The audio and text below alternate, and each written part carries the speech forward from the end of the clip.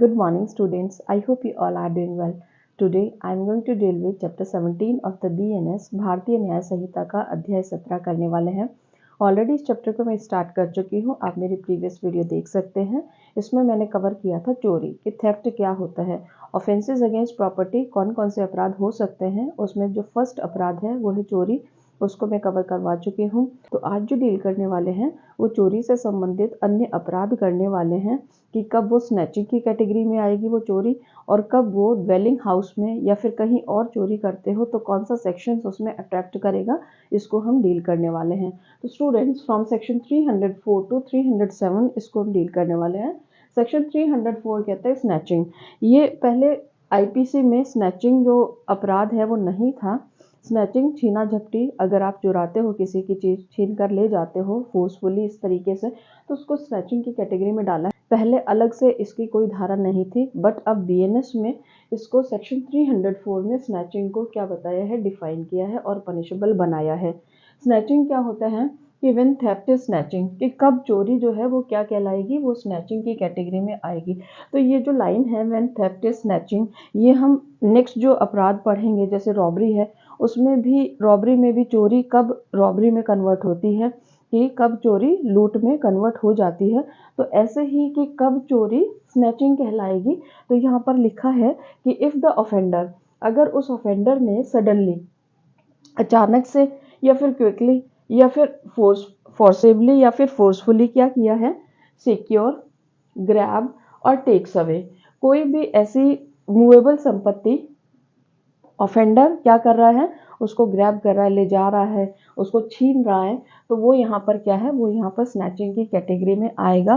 From any person, किसी person से छीन रहा है या फिर उसके कब्जे से, possession of any person, any movable property. चोरी की विषय वस्तु क्या है, subject matter of theft is movable property. Already हम इसको डील कर चुके हैं सेक्शन 303 में कि चोरी का सब्जेक्ट मैटर क्या हो सकता है, ओनली मूवेबल प्रॉपर्टी चोरी का सब्जेक्ट मैटर होता है। तो यहाँ 304 में स्नैचिंग को बताया है कब चोरी जो है स्नैचिंग में कन्वर्ट हो जाती है। यदि वो सडनली और क्विकली है, छीना झपटी है, उसमें आप किसी की मूवेबल प्रॉपर्टी चल संपत्ति को छीन कर ले जा रहे हैं, तो वो किस में आएगा, 304 में पनिशेबल होगा। इसका कितना पनिशमेंट है, सेम पनिशमेंट है जो चोरी के लिए है, अप टू 3 इयर्स पनिशमेंट है। इसमें भी चोरी के लिए भी अप टू 3 इयर्स पनिशमेंट है, प्लस फाइन, एंड फाइन दिया है कि फाइन भी लगाया जाएगा। नेक्स्ट जो है सेक्शन 305, सेक्शन 305 बात करता है कि कब चोरी ड्वेलिंग हाउस में, यानी जो लिविंग जहाँ रहते हैं वहाँ पर, और मीन्स ऑफ ट्रांसपोर्टेशन में, और प्लेस ऑफ वर्शिप में। तो ये अलग से इस सेक्शन में पनिशेबल बनाया है कि यदि आप चोरी करते हो किसी घर में या फिर किसी भी ट्रांसपोर्टेशन का जो भी साधन है उसमें करते हो, या फिर प्लेस ऑफ वर्शिप किसी मंदिर में जाकर चोरी करते हो, तो वो यहाँ पर पनिशेबल बनाया गया है। अलग से इसको ABCDE कि कौन कौन से आपके अपराध यहाँ पर बनते हैं वो यहाँ पर डिफाइन किया है। फर्स्ट में इन्होंने क्या क्या कहा कि सबसेक्शन 1 में 305 के सबसेक्शन 1 में कहा कि हुएवर कमिट्स थेफ्ट, कि जो कोई चोरी करता है, सेम वही है कि चोरी अगर करता है तो कहाँ पर करता है, इन एनी बिल्डिंग, कोई बिल्डिंग में या टेंट में या वेसल में जो कि यूज में ली जाती है, used as a dwelling house. उसको कैसे, किस पर्पस के लिए यूज में ली जा रही है वो बिल्डिंग, उसको ड्वेलिंग पर्पस के लिए ली जा रही है, यानी वहाँ लोग रहते हैं। और नेक्स्ट है टेंट और वेसल, या फिर अगर उसमें रहते नहीं हैं तो कस्टडी ऑफ प्रॉपर्टी को करते हैं, प्रॉपर्टी संपत्ति को वहाँ पर रखते हैं, कस्टडी रखी जाती है, तो वो यहाँ पर क्या आएगा, तो वो यहाँ पर हाउस में आएगा। बिल्डिंग, टेंट और वेसल इसमें इंक्लूड है कि यदि आप कोई ऐसी जगह पर जो कोई बिल्डिंग है और वो बिल्डिंग किस पर्पस के लिए यूज में ली जा रही है, और रहने के पर्पस में या फिर प्रॉपर्टी को उसको रखने के पर्पस के लिए यूज में ली जा रही है, तो ही ये सेक्शन 305 लगेगा, अदरवाइज नॉट। नेक्स्ट है बी कहता है कि मीन्स ऑफ ट्रांसपोर्टेशन, कि अगर कोई ऐसा कोई साधन है जो ट्रांसपोर्ट करने के काम में आता है, गुड्स को, कोई भी सामान को, या फिर पैसेंजर्स को, यानी लोगों को, यानी बस है, कार है, जो भी आपके ट्रांसपोर्टेशन के मीन्स हैं, अगर उनमें चोरी करते हो तो सेक्शन 305 लगेगा। सी कहता है of any article goods from any means of transport, कि उस मीन्स ऑफ ट्रांसपोर्ट में वो आर्टिकल रखा हुआ है, कोई भी आइटम रखा हुआ है, उसको अगर आप चुराते हो, यहाँ तो आप मीन्स ऑफ ट्रांसपोर्ट को ही चुरा रहे हो, बट यहाँ पर किसको चोरी कर रहे हो, उस आर्टिकल की चोरी कर रहे हो जो उसमें रखा हुआ है। मान लो आपकी कार में आपका लैपटॉप रखा है, तो उसको अगर चुराते हो तो वो यहाँ पर क्या है, वो यहाँ पर आपका जो इस सेक्शन 305 में आएगा। नेक्स्ट है डी, इसमें ऑफ आइडल मीन्स आपकी जो मूर्ति होती हैं जो मंदिर में रखी हैं, या फिर कोई भी आइकन है in any place of worship, जहाँ पर पाठ पूजा की जाती है, प्लेस ऑफ वर्शिप है, तो उसमें से अगर आप चुराते हो कोई भी आइकन को, वहाँ पर रखा हुआ है, मान लीजिए कि कोई मूर्ति है और उसमें त्रिशूल रखा है, किसी भी उसका गोल्ड का त्रिशूल रखा है, और वो आप वहाँ से चुराकर भाग जाते हो, तो वो यहाँ पर पनिशेबल है। नेक्स्ट ई है of any property of the government, कि गवर्नमेंट की संपत्ति की चोरी भी क्या ये सेक्शन 305 लगेगा। और या फिर कोई लोकल अथॉरिटी, लोकल अथॉरिटी क्या होती है, जैसे आपके पंचायत और म्यूनिसिपैलिटी हैं, अगर उनकी भी संपत्ति है तो वो भी क्या है यहाँ पर पनिशेबल है ई में, सेक्शन 305 के ई में। और कितनी सजा है इन अपराधों के लिए, कितनी सजा है, up to 3 years, same punishment है, यहाँ भी अप टू 3 इयर्स है, यहाँ भी अप टू 3 इयर्स है, plus fine and fine, fine भी लगेगा। सेक्शंस डिफरेंट हैं, ये सेक्शन 305 में अलग कैटेगरी बता दी है कि अगर आप ड्वेलिंग हाउस में चोरी करते हो, यदि आप मीन्स ऑफ ट्रांसपोर्टेशन की चोरी करते हो, यदि आप उस आर्टिकल की चोरी करते हो जो मीन्स ऑफ ट्रांसपोर्ट में रखा है, यदि आप मूर्ति की चोरी करते हो, यदि आप किसी गवर्नमेंट संपत्ति या लोकल अथॉरिटी की संपत्ति की चोरी करते हो, तो वो यहाँ पर पनिशेबल बनाया गया है सेक्शन 305 में। नेक्स्ट है 306। 306 कहता है कि थेफ्ट बाय क्लर्क सर्वेंट, अगर कोई क्लर्क है, कोई सर्वेंट है, उसके पास उसकी संपत्ति, मालिक की संपत्ति उसके पास है और वो उसको लेकर भाग जाता है, तो वो भी क्या आएगा, वो सेक्शन 306 में चोरी की कैटेगरी में आएगा। तो स्पेशली बाय क्लर्क और सर्वेंट, वो किसके कब्जे में है वो संपत्ति, क्या मानी, अगर कोई संपत्ति सर्वेंट के कब्जे में होती है तो उसको ये माना जाता है कि वो किसके, मालिक के ही कब्जे में है। किसी क्लर्क के कब्जे में कोई संपत्ति है तो ये माना जाता है कि वो मालिक की ही संपत्ति है, मालिक के कब्जे में ही है।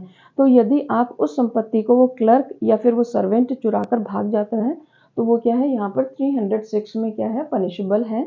और इसमें कितना पनिशमेंट है, अप टू 7 इयर्स का पनिशमेंट है, प्लस फाइन, फाइन लगेगा, प्लस फाइन एंड फाइन लिखा है, तो यहाँ 7 साल की सजा है, क्योंकि आप क्लर्क और सर्वेंट की उस पोजीशन पर हो, इसलिए यहाँ पर सजा ज़्यादा है, 7 इयर्स, अप टू 7 इयर्स, यानी कि 7 साल तक का कारावास आपको दिया जा सकता है, प्लस फाइन, फाइन भी लगेगा। 307 में थेफ्ट आफ्टर प्रिपरेशन, कि चोरी की गई है, कैसे की गई है, तैयारी के बाद, कि आप कोई भी प्रिपरेशन करते हो, कि यदि आप चोरी करते समय उस समय कोई आ जाता है तो उसको क्या करना है, उसको घायल करना है या उसको जो भी हानि पहुंचानी है, वो उस तैयारी के साथ अगर आप जाते हो कि यदि कोई आता है तो आप उसको जान से मार डालोगे, उस संपत्ति को ले जाने के लिए वो बीच में आपको रेसिस्ट कर रहा है, आपको रोक रहा है, तो आप उसे जान से मार डालोगे या उसको हर्ट कॉज करोगे, ग्रीवियस हर्ट कॉज करोगे, या उसको कोई और रेस्ट्रेंट कारित करने के लिए आप क्या कर रहे हो, प्रिपरेशन कर रहे हो, आप तैयारी के साथ जा रहे हो। जैसे आप अपने साथ 2-4 लोगों को साथ लेकर जा रहे हो कि मैं चोरी करूंगा, और यदि कोई उसको रोकने की कोशिश करता है मुझे ले जाते हुए संपत्ति को, तो तुम मेरा साथ दे देना, तुम वहां पर उसको रोकना। तो यहाँ पर क्या है, यहाँ थेफ्ट है, आफ्टर प्रिपरेशन है, तैयारी के बाद आप जा रहे हो और डर भय पैदा कर रहे हो। यदि इसमें एग्जाम्पल भी दिया है कि 2 एग्जाम्पल दिए हैं। फर्स्ट एग्जाम्पल है कि अगर कोई लोडेड गन ले जाते हो आप अपनी उसमें पॉकेट में रख के, तो यहाँ पर क्या है कि आप लोगों को फियर, किस चीज़ का डर दिखा रहे हो, डेथ, हर्ट और रेस्ट्रेंट, ये फियर दिखाने के लिए या फिर ऐसी कोई प्रिपरेशन करते हो, तो वहाँ पर क्या है, ये सेक्शन 307 जो है वो अप्लाई होगा। और इसमें रिगोरस इम्प्रिजनमेंट है, कठोर कारावास है। इनमें एनी डिस्क्रिप्शन हो सकता है, सिंपल भी हो सकता है और आपका रिगोरस भी हो सकता है, कठोर भी हो सकता है, बट यहाँ पर specially rigorous imprisonment up to 10 years, 10 साल तक का कठोर कारावास मिलेगा। कठोर कारावास का मतलब क्या है, श्रम के साथ, कि आपसे काम करवाया जाएगा। और एंड फाइन, फाइन भी लगेगा। तो यहाँ एग्जाम्पल फर्स्ट और सेकंड है। तो इलस्ट्रेशंस कौन कौन सी हैं? फर्स्ट इलस्ट्रेशंस में लोडेड गन वाला जो है वो एग्जाम्पल दिया है कि उसको ले जाते हो और फिर चोरी करते हो तो 307 लगेगा। नेक्स्ट है, अगर आप कोई ए है वो क्या अपने साथ क्या ले जा रहा है? अपने कंपेनियंस को ले जा रहा है, कुछ लोगों को ले जा रहा है कि आप उसको रेसिस्ट करना और मैं वहाँ से चोरी कर लूँगा, तो ये चोरी की कैटेगरी में सेक्शन 307 की कैटेगरी में आएगा। तो स्टूडेंट्स, चोरी के अपराध के लिए ये अलग अलग एलिमेंट्स दिए हैं सभी सेक्शंस में। तो स्नैचिंग में जैसे क्या है? स्नैचिंग में सडनली, क्विकली, फोर्सेबली, इस तरीके से अलग चोरी के अपराध के लिए अलग अलग एलिमेंट्स आते हैं। ये जनरल चोरी कब होगी कि साधारण चोरी जो 303 में डिफाइन कल हमने पढ़ ली थी। आज जो है ये इसमें अलग अलग तरह की चोरी बताई है कि कोई क्लर्क और सर्वेंट करता है तो कौन सा सेक्शन लगेगा? 306 लगेगा। और यदि वो प्रिपरेशन के साथ जाता है तो 307 लगेगा। और यदि उसमें स्नैचिंग है कि उसमें छीना झपटी है तो 304 लगेगा। और यदि इसमें ड्वेलिंग हाउस है या फिर ये कैटेगरी है कोई भी मीन्स ऑफ ट्रांसपोर्टेशन है, आइडल है, मूर्ति है और या फिर गवर्नमेंट संपत्ति है तो सेक्शन 305 लगेगा। तो इनको हम याद भी रख सकते हैं। 303 में जनरल चोरी, 304 में स्नैचिंग, 305 में ड्वेलिंग हाउस में यानी घर में चोरी और 306 में थेफ्ट और क्लर्क द्वारा चोरी और 307 में की तैयारी के साथ चोरी। तो चोरी का जो अपराध है वो इन सेक्शंस में बताया गया है 307 तक। 303 से 307 तक। नेक्स्ट जो अपराध है वो है एक्सटॉर्शन की उद्दापन। कि उद्दापन कब कहलाएगा, कि कब चोरी और उद्दापन में क्या डिफरेंस है, तो उस डिफरेंस को भी हम देखेंगे कि इनमें चोरी में और एक्सटॉर्शन में क्या डिफरेंसेस है। अक्सर पूछा जाता है, जुडिशरी के एग्जाम में पूछा जाता है कि थेफ्ट और एक्सटॉर्शन में क्या डिफरेंस है।